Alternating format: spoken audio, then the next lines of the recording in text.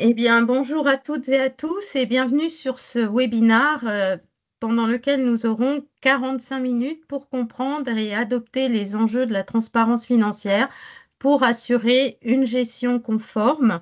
Nous sommes très nombreux aujourd'hui. Donc, tout au long de ce webinaire, vous pourrez nous poser vos questions en utilisant l'espace questions-réponses qui se situe à gauche de votre écran où vous avez indiqué Q et R. Si nous n'avons pas le temps de répondre à tout le monde, eh bien, nous collectons l'ensemble des éléments et nous prendrons le temps de répondre ultérieurement. Autre information, d'ici quelques jours, vous disposerez du replay et du support de présentation que nous allons vous partager aujourd'hui. Donc, je suis Véronique Dussoulier, chargée de mission à la FNOGEC, et je suis très heureuse d'accueillir aujourd'hui Jean-Christophe Carrel, qui est expert comptable, commissaire aux comptes chez Acti Conseil, mais qui est avant tout ici en tant qu'administrateur de la Fédération nationale des OGEC et président de la commission économie-gestion. Bonjour Jean-Christophe. Bonjour Véronique, bonjour à vous tous et à vous toutes. Effectivement, quelques secondes pour vous exprimer en fait nos remerciements par rapport à votre présence. On continue nos cycles de webinaires réguliers. On ouvre aujourd'hui avec l'équipe de Fanny, elle va bien entendu se présenter, mais certains la connaissent. On ouvre aujourd'hui un chapitre sur la transparence financière. Quelles obligations, quelles pratiques, comment s'y retrouver dans tous ces imbroglios à un moment effectivement où notre famille, l'enseignement catholique, est quand même attaqué non pas de toutes parts, mais on sent que les sujets financiers sont prégnants. Quelques campagnes de contrôle qui ont débuté. Bref, on voulait un petit peu remettre la transparence au cœur du débat de ce début d'après-midi, de cette présentation, sur les aspects réglementaires, mais sans négliger non plus les aspects de transparence interne des OGEC. Donc, c'est la raison de cette présentation de début d'après-midi. Donc, bon séminaire à tous et au plaisir de vous revoir. On va essayer d'activer d'autres séminaires par la suite. Vous serez bien entendu tenus au courant des prochains événements. Merci beaucoup et puis bonne présentation. Donc, comme vous l'a dit Jean-Christophe, nous accueillons aujourd'hui Fanny Binot, qui est expert comptable et commissaire aux comptes chez notre partenaire Crow France et qui est également membre de la commission économie-gestion. Bonjour Fanny. Bonjour à tous. Et Jean-François Cotin, donc, qui est également expert comptable, commissaire aux comptes chez Crow France. Bonjour Jean-François. Bonjour à tous, bonjour Véronique. Donc, sans plus tarder, je cède la parole introductrice à Jean-Christophe Carrel. Oui, 10 secondes, plus un clin d'œil en termes de transparence, même si le sujet peut être un peu aride et de droit. Non, simplement, c'est effectivement les impératifs de transparence, on les connaît. C'est effectivement le respect des textes, le respect des lois, le respect du réglementaire, le respect des engagements. Effectivement, on est dans un pays de normes et un état de droit. Donc, sans surprise, la transparence répond à des obligations. Donc, il n'y a pas de discussion ni de négociation possible. Mais de se dire, cette transparence, est-ce qu'on peut profiter peut-être du sujet, au-delà de la transparence réglementaire, c'était de nous rappeler, de vous rappeler qu'il y a aussi d'autres outils au-delà du réglementaire. La plupart de vous le pratiquez, et c'est vrai que ça nous aide au niveau de la FNOGEC, des UDOGEC, des UROGEC et des OGEC. C'est simplement vous rappeler l'existence de la procédure indice, qui pour nous est aussi un gage complémentaire de transparence à destination plus de l'interne que de l'externe. Mais effectivement, il y a le réglementaire et puis il y a ce qui pourrait être une transparence consolidée via indice. Voilà, je ferme cette parenthèse et puis laissons la parole aux spécialistes de la réglementation, Fanny et Jean-François, pour nous emmener sur ces obligations à un moment, encore une fois, où les communes, je ne vous fais pas un dessin sur l'état des finances ou des finances publiques au sens large. Premier point, puis deux, effectivement, on entend parfois des contre-vérités ou des approches financières des écoles privées sous contrat qui sont complètement hors sol. Donc, il est bon aussi de rappeler quelques vérités et de transmettre les éléments qui sont attendus pour être irréprochables là-dessus, sur ce sujet de réglementation. Merci Jean-Christophe pour cette présentation et merci à tous pour l'organisation. Donc, moi, je me présente Jean-François Cotin, donc je travaille avec Fanny depuis un certain nombre d'années dans les OGEC. On va vous présenter aujourd'hui les questions de transparence qui, comme cela a été évoqué, sont des questions qui sont centrales et qu'on rencontre, nous, au niveau des établissements qu'on accompagne. Elles sont centrales parce qu'elles créent un peu d'inquiétude. Et donc, on va essayer de vous rappeler les règles. Et comme ça a été dit, les premières règles, et c'est bien la définition de la transparence, c'est d'afficher un certain nombre de choses, que ce soit simple. Euh, Souvent, notamment dans les présentations de début d'année à l'ensemble des familles, il peut y avoir des mots de trésorier qui vont présenter rapidement la structuration économique d'un établissement sans rentrer dans la confidentialité des comptes. On peut rappeler comment ça fonctionne et c'est comme ça que la transparence, elle fonctionne. C'est aussi en exprimant simplement aux familles comment ça marche. Alors, plus particulièrement parce que autour de cette table virtuelle, on a des spécialistes. On va rappeler les rappels juridiques pour rappeler la transparence financière sur cette partie-là. Et puis, on va rentrer dans un détail sur la question de la transmission des comptes, qui est souvent sujet d'interrogation auprès des établissements. On évoquera la question de l'analytique. Faut-il mettre en place un analytique? Et si oui, pourquoi? Et surtout, pour quelle conformité? Et enfin, on rappellera qu'est-ce qu'il est déjà disponible aujourd'hui au niveau de la fédération, parce qu'il y a beaucoup de supports qui existent. Alors, sans transition, on va commencer par un peu de théorie. Et donc, je vais passer la parole à Fanny Binot, qui va nous faire quelques rappels théoriques. Oui, merci Jean-François.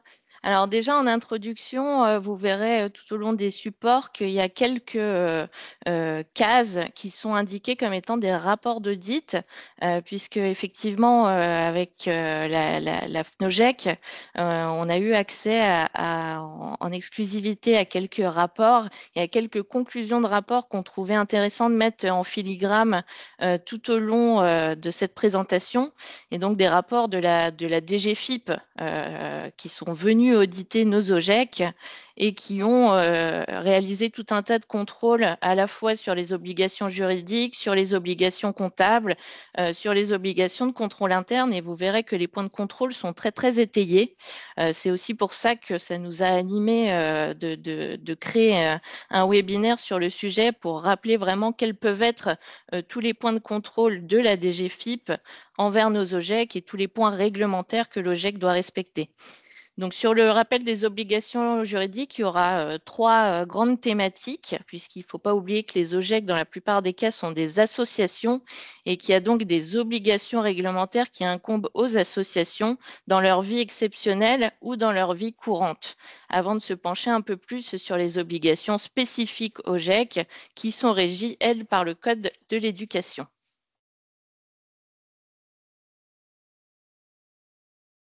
Allez-y, Véronique, on peut changer de slide.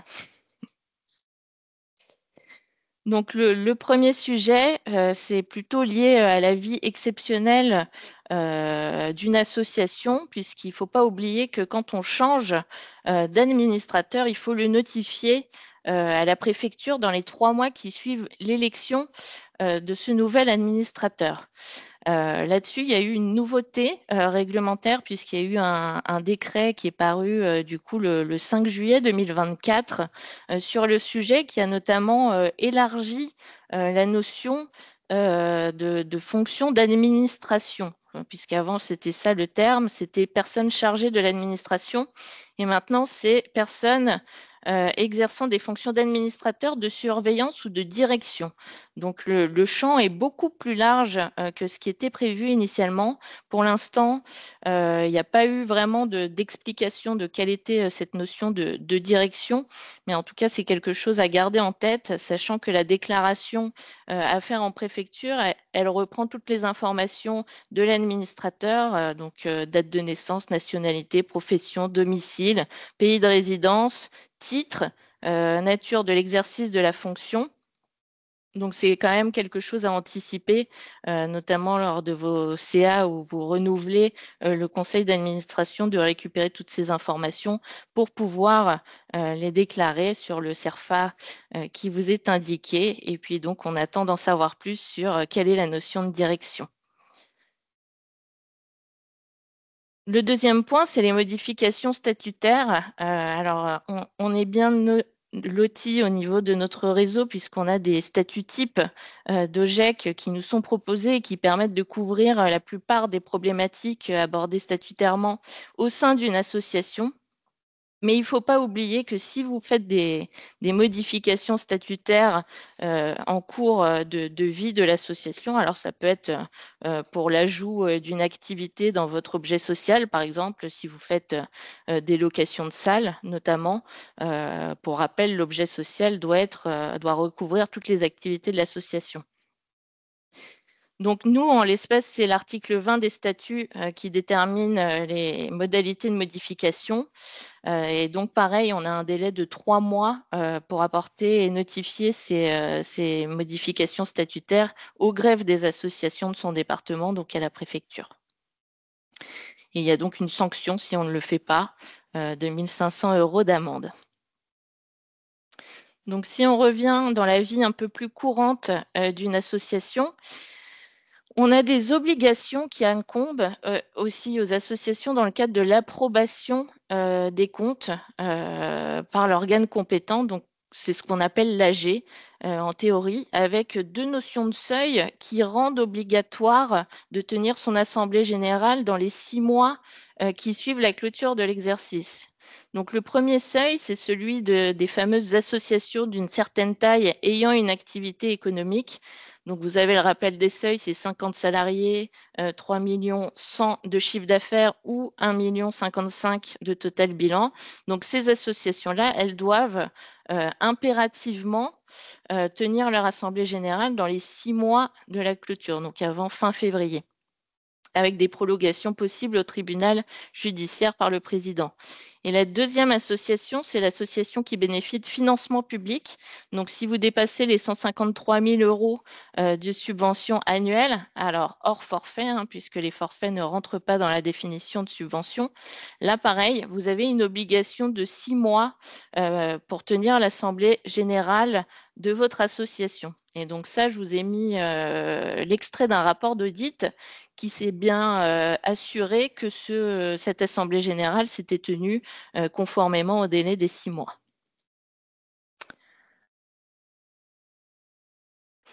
La deuxième obligation, donc, qui va après l'approbation de comptes, c'est la publication des comptes. Donc ça, c'est pareil, on a une obligation de publier nos comptes dans le cadre de certains seuils.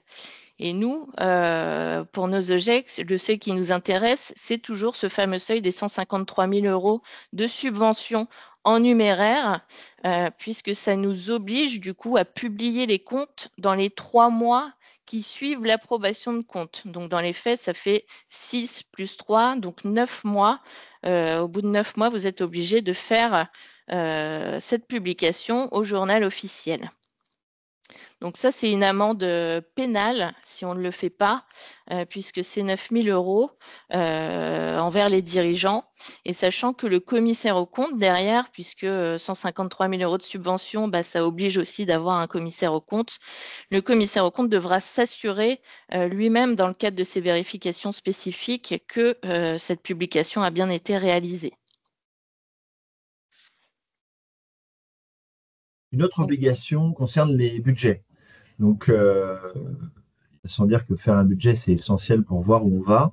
Et là, ce n'est pas la loi qui régit les associations, mais c'est l'article 442.8 du Code de l'éducation qui rappelle cette obligation, qui est reprise dans l'article 11 des statuts types, qu'on vous invite toujours à relire de temps en temps, ça fait jamais de mal. Donc, on vous a mis ici un petit détail des différentes saisons. Et ça permet aussi d'avoir une planification de vos conseils d'administration. Là, on arrive aux assemblées générales pour un certain nombre d'entre vous. Donc, il est rappelé qu'il faut présenter un budget actualisé auprès de vos tiers financeurs. Et par ailleurs, donc là, vous allez présenter un budget actualisé par rapport aux effectifs de rentrée. Cet hiver, vous allez peut-être réfléchir à des analyses un peu plus approfondies sur des tendances générales, faire votre plan, votre PPI, votre plan pluriannuel d'investissement. Et puis, au printemps, vous allez refaire une première approche budgétaire en vue d'avoir un conseil d'administration en juin qui, là, arrête un premier budget et qui délibère sur le budget de ces classes. Un élément qu'on voit souvent oublier, c'est que lors de ce conseil d'administration, la commune, le conseil général ou le conseil régional doivent être invités. Donc, pensez bien à les convier, puisque c'est une de vos obligations, donc sur le mois de juin, avant finalement la clôture de vos comptes. Ouverture du prochain budget. Une autre obligation, c'est la question de la transmission des comptes de résultats à la direction des finances publiques. Ça, c'est un point qui a fait l'objet d'une actualité récente, puisque certaines des DFIP se sont émus de ne pas les recevoir. Et donc, on vous a remis ici le rapport d'audit et les règles. Donc, c'est bien prévu dans l'article 442.9 et 442.17 qu'il faut adresser au directeur départemental ou, le cas échéant, régional des finances publiques, ces éléments-là dans les 3 mois qui suivent la clôture des comptes de l'exercice. Donc, c'est un vrai sujet qui a peu souvent été rencontré. En tout cas, nous, de notre fenêtre avec Fanny, on sait que peu d'établissements ont cette habitude de transmettre de façon régulière. Et donc, dans le cadre de cette obligation, cette volonté d'avoir plus de transparence, c'est un sujet qu'il va falloir remettre sur la table. Alors, si l'établissement a des éléments par rapport à la taxe d'apprentissage, là, ça doit être retracé en détail sous une rubrique spéciale. On en reparlera un petit peu. Et donc, on vous a remis ici que dans un des rapports d'audit, on a bien ce rappel de l'obligation de transmettre. Donc, la sanction, aujourd'hui, je pense que sur cette ligne-là, le point 5, il faut surtout regarder le point d'interrogation. La sanction, on ne la connaît pas. Ce qui est sûr, c'est que il y a eu une alerte sur l'année dernière et sur le début d'année 2024. Donc, il est important qu'il y ait cette transmission. Et donc, interroger à ce sujet l'équipe de direction a indiqué ne pas être certaine de la transmission. Donc, on voit bien que ce n'est pas une mauvaise volonté des établissements, c'est juste que c'est une obligation qui est un peu passée à la trappe du temps. Et donc, on pense qu'elle va revenir et qu'il faut donc s'y préparer, d'où les questions qu'on va évoquer sur la suite de ce webinaire. Si on va au slide suivant, on rappelle aussi qu'il y a l'obligation de communication à la préfecture en juin, des tarifs. Ça, c'est quelque chose qui, pareillement, n'est pas toujours fait, donc c'est toujours bien de le rappeler. Et on rappelle aussi que s'il y a des applications tarifaires dégressives, notamment sur le nombre d'enfants scolarisés, à ce moment-là, c'est le tarif le plus élevé. On rappelle aussi ici que s'il y a des tarifs variables, comme beaucoup d'établissements en fonction des écoles, si c'est école, collège, lycée, il faut déclarer ces variations. Et enfin, cantine, études surveillées, internat, c'est aussi à déclarer. À noter un point important qui, là, pour le coup, est une vraie solidité juridique de la plupart des établissements, c'est le règlement financier qui permet le respect des obligations liées au code de la consommation et qui permet aussi de centraliser de façon simple pour les familles, mais aussi pour les éléments qui peuvent être transmis à la préfecture, l'ensemble des éléments tarifaires. Donc ça, c'est un vrai point de vigilance qu'on se permet de vous rappeler ici. Petite précision, tous ces éléments vous seront disponibles et vous seront envoyés à la suite du webinaire. Donc, s'il y en a qui prennent des notes, c'est très bien pour la mémoire, mais vous allez tout recevoir. Voilà. Enfin, on rappelle un point important, c'est que quand on parle de transmission des comptes, il y a 2 choses. Il y a les obligations comptables, mais il y a aussi des états à fournir à l'autorité de contrôle, comme on vient de vous l'évoquer, la DGFiP. Les états, on vous met le nom ici, on va en reparler juste après. Donc, c'est la question de, c'est l'état GS-CFRR et l'état GS-CFRA et l'équivalent loyer. On va revenir d'abord sur la question des obligations comptables avec un petit rappel simple, là, qui concerne plutôt les petites écoles, mais qui est important, c'est qu'il convient de tenir une comptabilité d'engagement. Qu'est-ce qu'une comptabilité d'engagement? Alors, on va le faire simple, on va commencer par qu'est-ce qu'une comptabilité qui n'est pas d'engagement? Une comptabilité de trésorerie. La comptabilité de trésorerie, c'est celle que vous tenez quand vous faites vos comptes, encaissement, décaissement. Donc, c'est vraiment les mouvements flux de trésorerie.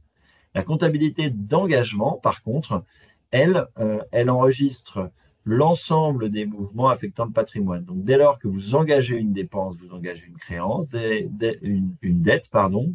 Dès lors que vous engagez une facturation famille, vous engagez une créance à recouvrer. Et puis, au fur et à mesure, vous aurez des mouvements de trésorerie. Donc, il y a bien une obligation de comptabilité d'engagement pour les établissements.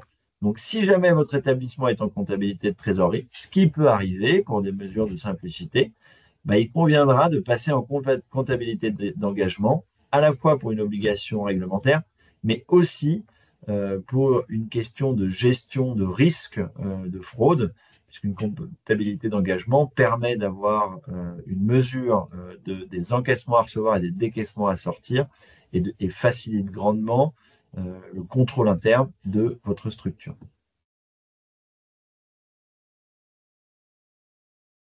Donc, une fois qu'on a vu l'obligation de comptabilité pure, on va s'intéresser un petit peu plus à la comptabilité analytique, qui est donc un élément essentiel pour pouvoir se conformer à notre obligation de transmission des comptes de résultats à la DGFiP, puisqu'on verra par la suite quelle est l'attendue et quel est le traçage finalement à avoir via une comptabilité analytique pour pouvoir se conforter à cette obligation.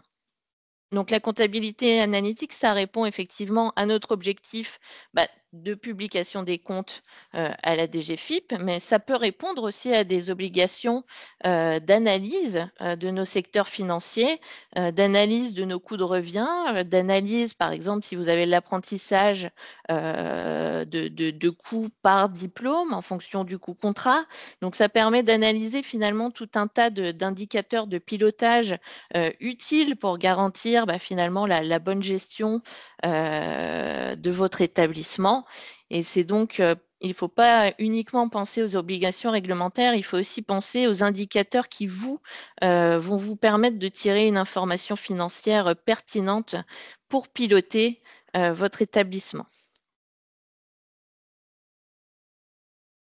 Donc là, on va revenir un petit peu dans le fondamentaux des textes, puisque la comptabilité analytique, finalement, elle est prévue dans les différents codes qui peuvent toucher la vie d'un OGEC. Donc, pour nous, l'enseignement général technique, c'est via le Code de l'éducation. L'enseignement agricole, c'est défini par le Code de l'éducation et par renvoi au Code rural. La formation continue et l'apprentissage, c'est défini par le Code du travail. Et on ne l'abordera pas en détail aujourd'hui, puisque ça peut faire l'objet d'un nouveau webinaire, mais tout ce qui est lié à l'apprentissage, il y a des obligations bien spécifiques qui s'appliquent aussi pour le suivi. Et enfin, ça peut être une comptabilité analytique aussi liée à vos activités. Si par exemple, vous avez la mise en place d'une activité lucrative, donc ça pareil, on ne rentrera pas dans le détail non plus, mais si par exemple, vous faites des activités qui sont considérées comme étant concurrentielles, notamment par exemple de la location de salles, et que vous franchissez un certain seuil annuel, donc le seuil pour cette année, il est de 76 000 € environ, et au-delà de ce seuil, vous allez devoir mener ce qu'on appelle une sectorisation comptable, donc pour suivre une activité qui deviendra fiscalisée. Et donc, ça peut se faire via la comptabilité analytique. Donc, on vous a remis l'article du Code du travail, du Code de l'éducation, qui précise la fameuse obligation des 3 mois suivant la clôture, donc 30 novembre, en théorie, pour la remise des comptes de résultats. Donc, on verra derrière quel est l'état qui nous permet de répondre à cette obligation. Donc, si on se concentre sur la répartition des fonds, puisque c'est ça finalement qui va déterminer le montage de notre comptabilité analytique, il y a deux catégories de fonds.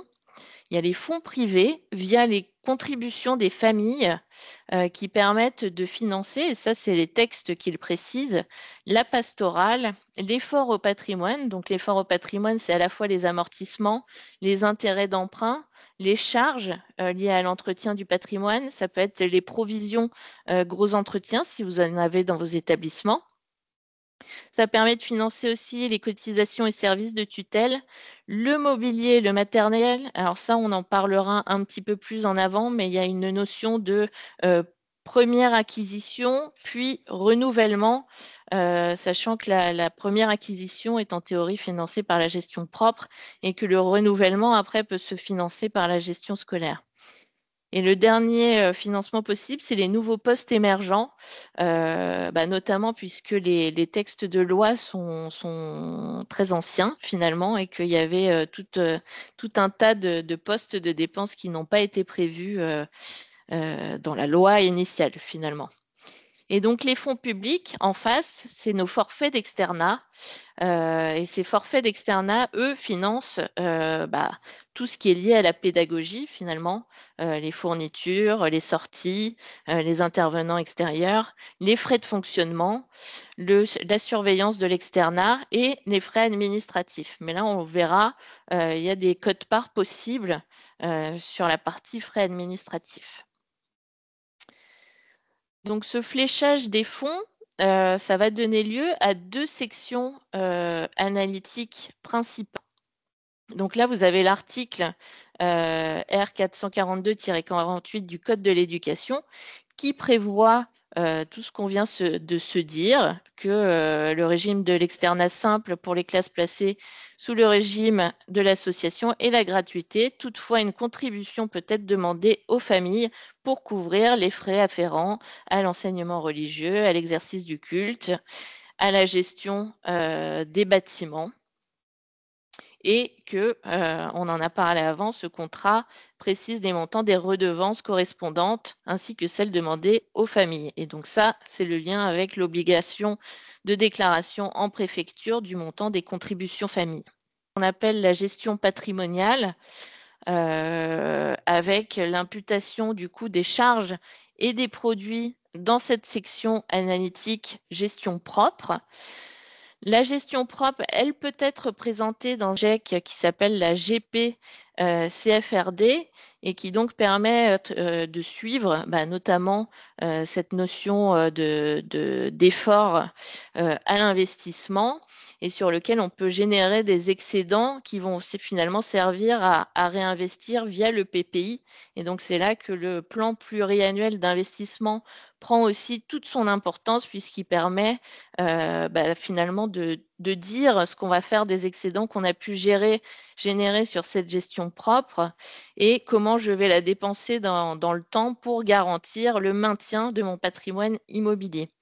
Et la deuxième notion importante dans la gestion propre, c'est l'équivalent loyer qu'on rediscutera par la suite, puisque l'équivalent loyer va se répercuter à la fois en charge et en produit dans nos 2 sections analytiques, gestion propre et gestion scolaire.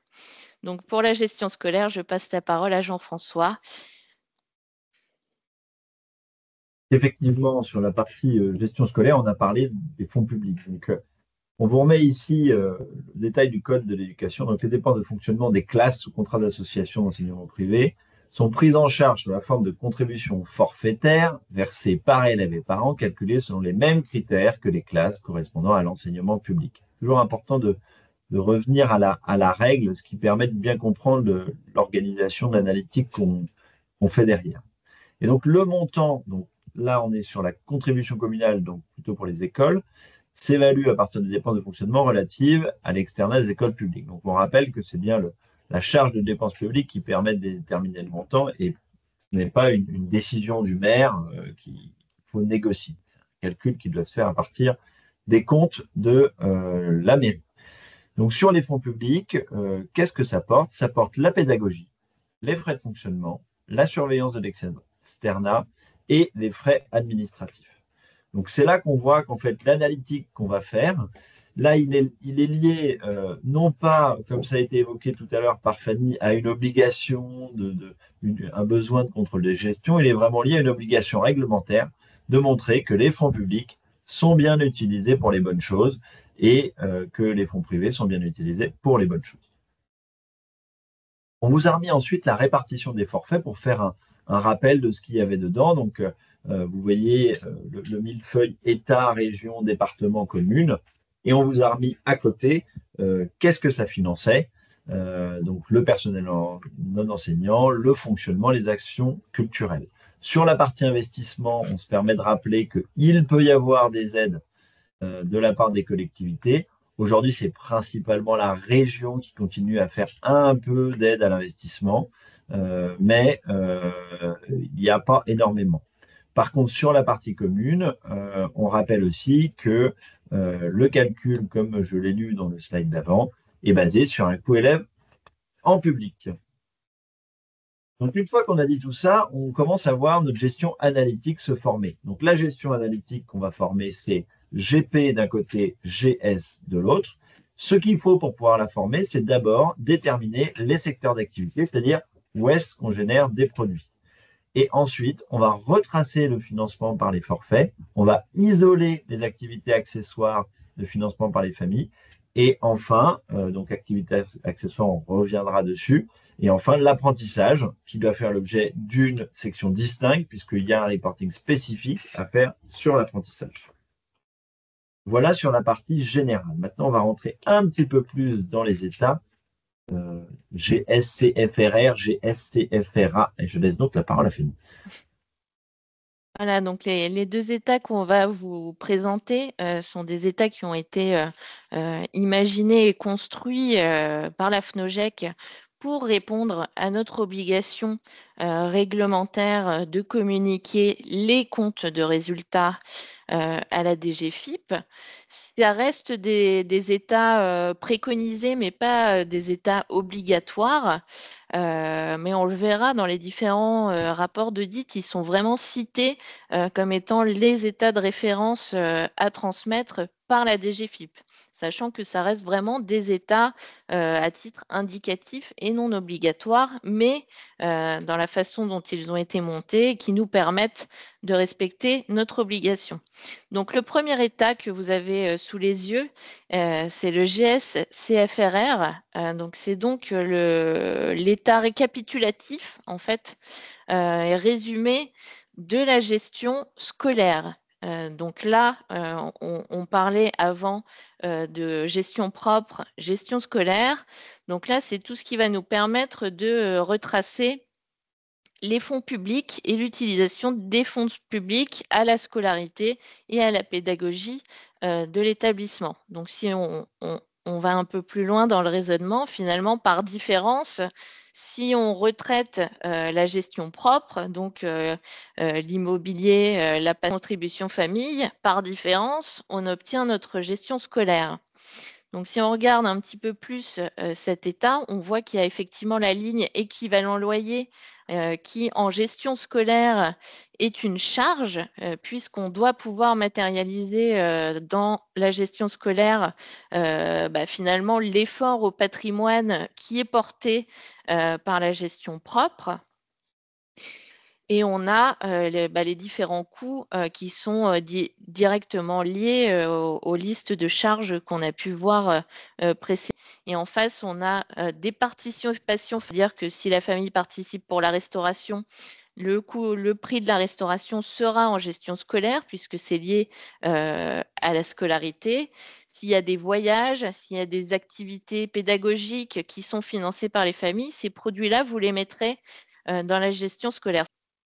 Et bien sûr, en produit, vous aurez les différents forfaits qui seront présentés là en global et on le verra juste après dans l'autre état qui seront présentés en détaillé. Mais si on va à la slide suivante, on va mieux comprendre ce que c'est que nos gestions scolaires, puisque dans le deuxième état, le GS-CFRA, qui lui est détaillé, il va reprendre finalement la gestion scolaire avec un sous-axe analytique par activité. Donc, pour rappel, on a vraiment l'axe 1 qui est gestion propre, gestion scolaire, et l'axe 2 analytique qui va permettre de suivre nos activités en fonction des obligations et en fonction aussi de vos besoins de pilotage, sachant que les activités principales à suivre pour nos besoins réglementaires, c'est celles qui sont financées par des forfaits. Donc là, vous avez un exemple d'aménagement de cet état GS-CFR-A qui reprend donc les activités d'enseignement par niveau, maternelle, élémentaire, collège, lycée, lycée technologique général. Si vous avez de l'apprentissage, ce sera isolé dans une autre section analytique. Et vous avez la répartition des activités accessoires. Donc là, ils ont mis restauration, hébergement. On peut rajouter à l'envie et aux besoins les voyages,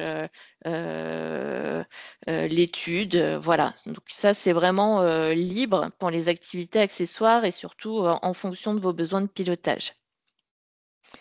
Donc, on a évoqué la partie théorique. Maintenant, je vais passer la parole à Jean-François pour la mise en pratique. Alors, sur la mise en pratique, déjà, moi, je voulais démystifier. C'est pas si compliqué que ça. Alors, au départ, la construction du plan analytique peut paraître complexe. Ça demande un petit peu de temps dans Charlemagne. Ça demande un petit peu d'analyse de l'outil, voir comment il fonctionne. Il y a peut-être un travail que vous pouvez faire avec votre responsable financier ou avec votre expert comptable au départ pour construire le schéma. Mais une fois que c'est construit, c'est pas si compliqué que ça. Donc, n'ayez pas peur de vous lancer là-dedans parce que c'est vraiment important par rapport à tout ce qu'on a dit avant. Et souvent, on en fait une montagne alors qu'une fois qu'on est dedans, c'est pas si compliqué que ça. Alors, comment on fait? On détermine les secteurs d'activité. Comme je le disais tout à l'heure, ce qui génère des produits. Donc, on a le périscolaire, l'école, collège, lycée. On a aussi les activités accessoires, la restauration, l'internat, l'étude des garderies. Alors, petit commentaire, parfois, il faut mieux faire, on va dire que il vaut mieux faire quelque chose d'un peu simpliste plutôt que de ne rien faire du tout. Donc, si vous avez une complexité à déterminer les heures d'études et garderies entre l'étude et la garderie, faites un secteur d'activité commun études-garderie. Ne prenez pas trop de temps à réfléchir sur des choses qui vont complexifier la mécanique pour rien. Ensuite, on a un petit rappel de la tarification. On vous a dit qu'il fallait bien la communiquer en préfecture. On a des secteurs d'activité divers. On vous rappelle que l'objectif, c'est d'atteindre l'équilibre. Voyage, transport, vente de livres. Les associations, ce n'est pas une activité lucrative, c'est plutôt un appui. Donc, on est là pour atteindre l'équilibre. On n'est pas là pour faire de la rentabilité sur ces secteurs-là. Et puis enfin, on peut avoir des secteurs pédagogiques annexes, où là, on a du reporting spécifique, formation continue, apprentissage, et on a des financements distincts. Donc ça, il faut le prévoir dans les secteurs d'activité pour que votre compte de résultat CFA sorte en automatique. Alors, je plaisante un petit peu sur l'automatique, j'aimerais que ce soit le cas, mais en tout cas, si on n'a rien paramétré, c'est tout à la main à la fin sous Excel, et c'est compliqué. Une fois qu'on a fait ça, qu'est-ce qui se passe? Il va falloir rattacher les charges. Donc là, on va identifier les comptes qui sont rattachables en charge directe à la gestion propre à la gestion scolaire. On vous a fait une petite liste avant. Donc, ça permet d'avoir une première approche simplifiée. Bon, l'exemple de la pastorale est assez simple. On sait que c'est rattaché à la gestion propre. Donc, on va aller l'affecter directement l'intégralité du compte. Et puis après, on a tous les postes communs. Donc là, on vous a mis une liste qui permet de voir que certains postes sont forcément mixtes. Le nettoyage des locaux, c'est forcément quelque chose qui va avoir une vocation mixte. Donc, à ce moment-là, on va travailler sur les clés de répartition. Les clés de répartition pouvant être le nombre d'élèves ou sinon le nombre de mètres carrés. Encore une fois que vous aurez vu comment ça fonctionne dans Charlemagne, vous avez la chance d'avoir un bel outil qui fonctionne simplement. Donc, l'objectif de cette étape, c'est d'avoir une première approche et d'éditer une balance pour voir un petit peu si tout a été affecté. Tout ce qui n'est pas affecté en direct, en fait, va automatiquement aller s'affecter dans l'indirect au travers des clés de répartition que vous aurez définies. Donc, voilà. Dernier petit point, si vous avez de l'apprentissage, attention pour tous les investissements, ils doivent être fléchés apprentissage. Parce que ça, pour le coup, il y a une attente de suivi spécifique des investissements liés à l'apprentissage qui sont financés par la taxe d'apprentissage notamment. Donc, ayez bien une vigilance quand vous avez des investissements qui sont liés à la partie apprentissage pour les isoler. Voilà sur cette partie identification. Alors après, il nous reste les postes plus compliqués, qui paraissent plus compliqués. La masse salariale. Alors, la masse salariale, effectivement, c'est là où il y a un temps de travail. Encore une fois, vous avez un outil qui est quand même bien fait. Ce qu'il faut, c'est passer en revue vos salariés et voir si vous pouvez les affecter de façon directe à un poste ou si ils appartiennent à plusieurs sections. Pour l'administration, il faut faire simple. Généralement, c'est en fonction du nombre d'élèves, sauf pour des très gros établissements où on a des délégations de chaque niveau scolaire, mais sinon, on fait avec une clé de répartition générale du nombre d'élèves. Si on a plusieurs rôles, donc on a parlé du personnel sur la garderie études ou du personnel de surveillance, là, vous avez un arbitrage qui est possible. Ceci étant dit, il faut écrire votre arbitrage parce que souvent, nous, quand on intervient sur des revues de clés de répartition, il est défini au départ une règle, de dire, par exemple, tout l'environnement qui est lié à la restauration, je vais considérer que la surveillance pendant le temps de restauration est affectée à l'activité restauration. Très bien. Écrivez-le quelque part et notez-le parce que sinon, quelques années plus tard, on l'oublie. Enfin, le personnel d'accompagnement des voyages, lorsqu'il est rémunéré, il y a quand même beaucoup de bénévolat sur cette partie-là, à ce moment-là, on vous conseille de l'affecter pour avoir une vision réaliste du coût des voyages. Voilà, une fois que vous avez fait tout ce petit tableau Excel, vous paramétrez la paie pour que ça puisse se déverser automatiquement.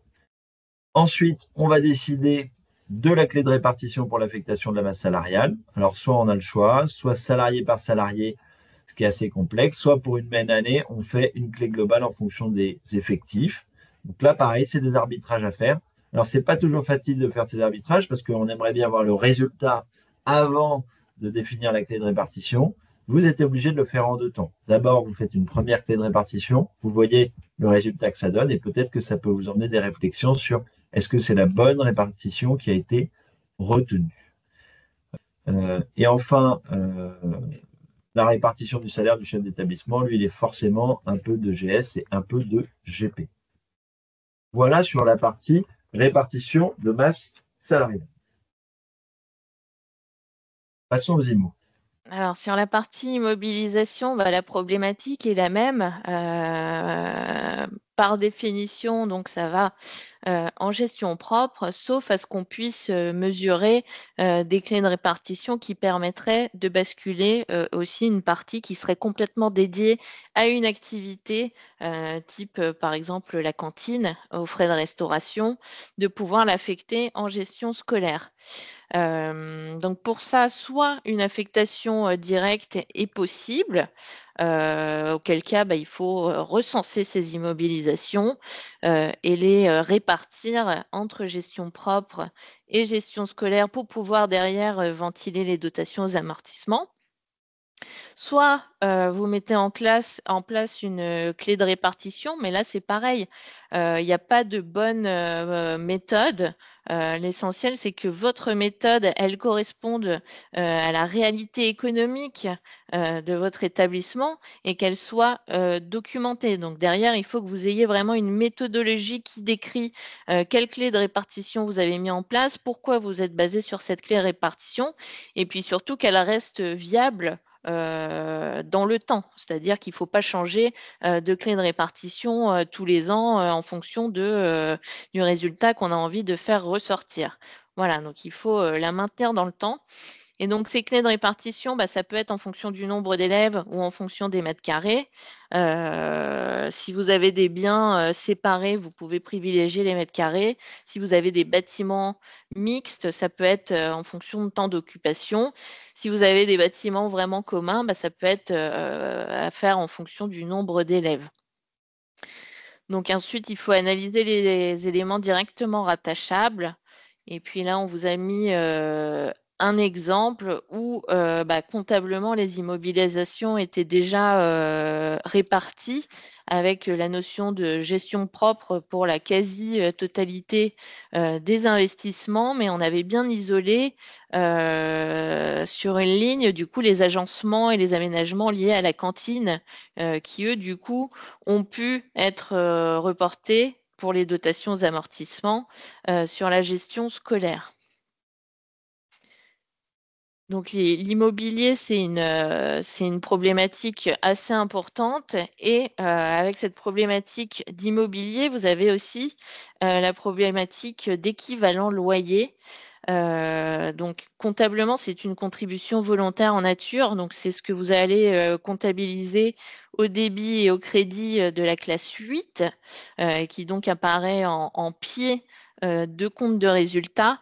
Si vous pouvez l'évaluer d'une manière suffisamment documentée et détaillée. Donc c'est une charge pour la gestion scolaire et un produit pour la gestion propre, ce qui permet de valoriser les charges effectivement supportées et comptabilisées par l'OGEC pour l'immobilier en gestion propre, mais qui finalement permettent de faire vivre la gestion scolaire, puisque sans locaux, on ne ferait pas beaucoup de pédagogie. Donc, en fait, c'est un jeu de vase communicant entre les deux sections analytiques en produit et en charge. Et donc, on vous a mis le rappel du calcul avec le nombre de mètres carrés fois le coût unitaire de reconstruction à neuf fois 4%, donc qui est l'équivalent d'une dotation aux amortissements sur la moyenne des durées d'amortissement du gros œuvre qu'on peut avoir. Tout à l'heure, Jean-François parlait de Charlemagne. Il est impératif de se faire accompagner par ces éditeurs de logiciels pour mettre en place cette comptabilité analytique. Et il y a des éditeurs qui permettent d'avoir des petits outils qui permettent simplement de calculer cet équivalent loyer, d'avoir déjà un préparamétrage de la gestion propre et de la gestion scolaire en fonction de notre plan de compte OGEC. Voilà, donc il ne faut pas hésiter à solliciter son éditeur de logiciel qui est bien entendu là pour vous accompagner sur le sujet et qui va permettre de faciliter et d'automatiser beaucoup de temps de travail, puisque c'est vrai que l'exemple où finalement on refait tout manuellement dans Excel au moment de la clôture, ça prend beaucoup de temps et c'est agréable pour personne. Et donc, en conclusion de cette session, on vous parlait en introduction des différents rapports d'audit de la DGFiP qu'on a pu avoir et lire. Et je vous ai mis deux exemples qui montrent à quel point ils vont loin dans leur contrôle, puisque finalement, il y a vraiment une revue du contrôle interne qui est faite. On parle du fléchage des forfaits. Pour avoir une bonne utilisation des forfaits, ça passe aussi par un bon contrôle interne de la gestion des dépenses, par une bonne validation de l'engagement de la dépense au sein de votre OGEC, puisqu'il y a cette obligation réglementaire, mais il y a aussi l'obligation de pouvoir tracer l'ensemble des dépenses et d'avoir un bon processus d'engagement de ces dépenses. Et là-dessus, il y a des points de contrôle interne qui ont été faits par la DGFiP et qui ont fait différents sondages sur les charges, de voir est-ce qu'il y a des seuils d'engagement, est-ce qu'il y a des seuils de validation, des doubles validations, est-ce que les signatures sont bien matérialisées sur les différents documents. Donc, il y a vraiment aussi derrière notre obligation réglementaire d'avoir un contrôle interne construit qui permet aussi de s'assurer derrière d'éviter les problématiques de fraude possibles. Et le deuxième point de contrôle, ça a été sur la partie masse salariale qui a été contrôlée à la fois sur le contrôle interne de suivi de tout ce qui est financé au titre de la masse salariale enseignante, donc qui n'est donc pas financé par l'OGEC, mais qui doit faire l'objet quand même d'un suivi, et sur la gestion de notre masse salariale propre. Derrière, voilà, c'est le suivi des variables de paye, c'est le suivi des heures supplémentaires, c'est le suivi des congés, et tout ça doit pouvoir être documenté via un contrôle interne efficient sur le sujet. Donc, bien au-delà de nos obligations comptables et de comptabilité analytique, derrière, il y a tout ce qui va permettre d'aboutir à cette information analytique et donc tout le contrôle interne qu'il peut y avoir en amont. Et comme on le voit dans les ce qui est lu devant vous, on voit bien quand même que c'est des contrôles qui jusqu'à maintenant ont été bienveillants et positifs, et que plus que peur du contrôle, nous, chez Crowe avec Fanny, on est convaincus qu'il faut plutôt l'attendre et être fier, parce que le constat, c'est que souvent les établissements sont bien équipés, font bien leur travail, ont une transparence financière au quotidien, avec des outils qui sont solides. Donc, il n'y a pas d'inquiétude par rapport à ça. Les seuls points d'attention, on vous les a évoqués, parce que quand même deux, trois petits points d'amélioration. Heureusement, la fédération est là avec plein d'outils, je crois.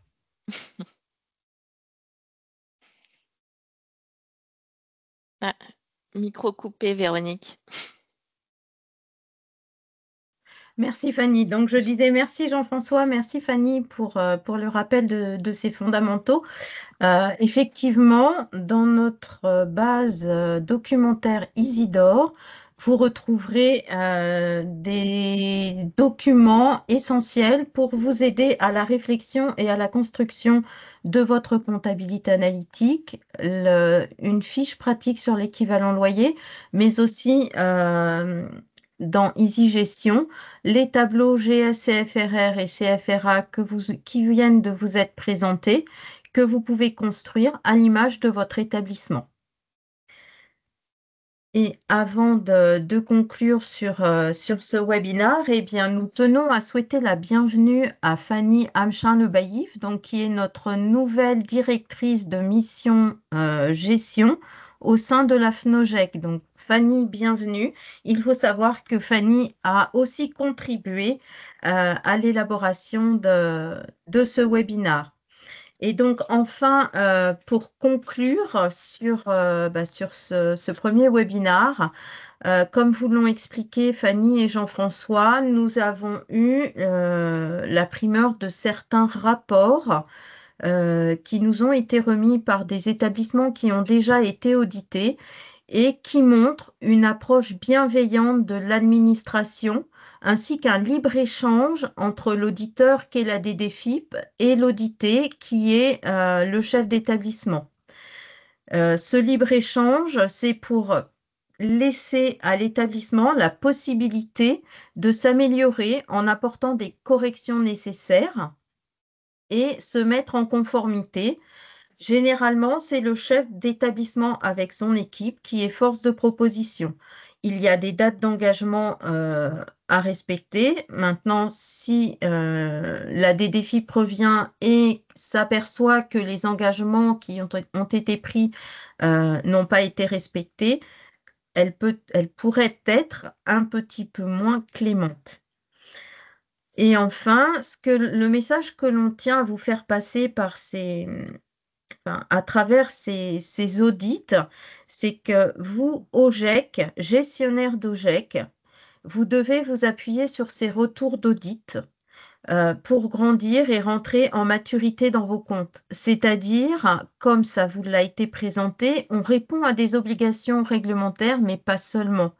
On va aussi pouvoir tirer parti de l'ensemble de ces éléments pour avoir un pilotage plus fin de notre association. Enfin, nous vous invitons à nous faire remonter toutes vos questions pour que nous puissions vous fournir un livrable qui vous aidera à avancer et à mettre en place une démarche d'amélioration continue sur ces thématiques. Vous nous les faites remonter à travers le QR de ce webinaire, mais également auprès de vos UDO ou de vos URO en région ou directement auprès de la FNOGEC. Et enfin, soyez assurés de l'engagement de l'ensemble des fédérations pour vous accompagner dans cette démarche. On est à vos côtés, soyez-en sûrs. Donc, je vois qu'il nous reste 3 minutes. Fanny et Jean-François, avez-vous la possibilité de répondre à quelques questions qui nous ont été adressées? Jean-François, je vous en ai communiqué quelques-unes. Vous lancez? Oui. D'abord, il y a une question qui est posée sur la transmission des éléments à la DDFiP. Alors, ça va dépendre un peu des départements, puisqu'on a vu qu'il y avait certains départements où une centralisation par les UDOGEC était souhaitée. Aujourd'hui, sur les départements Île-de-France, qui sont ceux que moi je connais le mieux, on n'a pas de procédure particulière qui est demandée, sauf un département où il y a eu des demandes à des établissements de transmettre les éléments. Donc, malheureusement, désolé de cette réponse imprécise. Ce qui est sûr, c'est qu'on vous invite à minima à les avoir sous le coude pour être prêt en cas de demande. Et si vous avez une demande, bah, vous avez tout de suite l'adresse. Une des difficultés qu'on rencontre, c'est que les départements ne sont pas prêts de la même manière. Alors, dans la continuité de cette réponse, on nous demande comment transmettons les GSCFRR et GSCFRA à la DGFiP. Eh bien, soit ils ont communiqué leur adresse mail, vous allez sur leur site et vous trouverez l'adresse de correspondance, soit vous recherchez l'adresse postale et à la bonne vieille méthode, je dirais, vous mettez sous enveloppe et vous leur envoyez. De préférence, gardez une trace de votre envoi de façon à pouvoir justifier que vous avez bien répondu à cette obligation. Question sur Euh, l'obligation de comptabilité analytique, quelle que soit la taille de l'école. À partir du moment où vous rentrez dans le code de l'éducation, la réponse est oui, il faut être en mesure de transmettre ces éléments, même une école du premier degré. Alors, on nous pose la question suivante, est-il possible d'avoir un vade-mecum des contrôles DGFiP pour préparer au mieux le contrôle très en amont? Effectivement, la commission économie-gestion dont Fanny fait partie travaille sur le sujet. C'est aussi pour ça qu'il est important que vous nous fassiez remonter l'ensemble de vos questions ou si vous avez déjà été audité, vos observations pour contribuer à l'élaboration de ce document, qu'il soit le plus complet possible pour vous accompagner. Et les rapports auxquels on a pu avoir accès montrent vraiment que l'analyse est très riche et qu'il y a des points de recommandation qui sont utiles aussi pour faire avancer l'OGEC dans ses procédures et dans sa transparence financière. Voilà, donc je suis désolée, je sais que nous allons faire des frustrés, mais nous nous engageons à répondre à l'ensemble de vos questions. Il est 14h30, nous allons devoir rendre la ligne à la FNOGEC. En tout cas, un grand merci à tous pour votre écoute attentive. Et encore une fois, n'hésitez pas à nous solliciter. Je tiens à remercier Fanny Binot, donc expert comptable, commissaire aux comptes chez Cros, et Monsieur Jean-François Cotin, également commissaire aux comptes, expert comptable chez notre partenaire Cros. Très Merci à bonne vous, fin de journée à Véronique, et tous. merci à Marine et Fanny pour leur accueil et leur organisation. Merci à tous. Très bonne Au journée à revoir. tous. Au revoir. Au revoir.